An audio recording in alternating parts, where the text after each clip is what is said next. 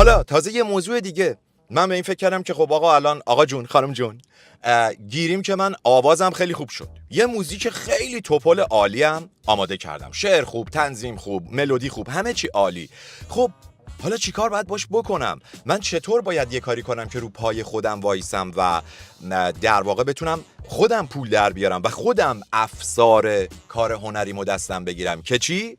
که وقتی کرونا شد، موقعی که خیزش داشتیم، نیفتیم به چه کنم آی نه من غریبم و نمیدونم وای میخوایم کنسرت بذاریم، ما چجوری پول در بیاریم، یا مثلا در اوج جوونی بیفتم مثل گرگ تو جوونای مردم سایت شرط بندی بزنم، یا سر پیری و مرکه گیری حاضر به خداحافظی نباشم و فجیع ترین کنسرت ها رو برگزار بکنم که 2000 بخوام پول در بیارم.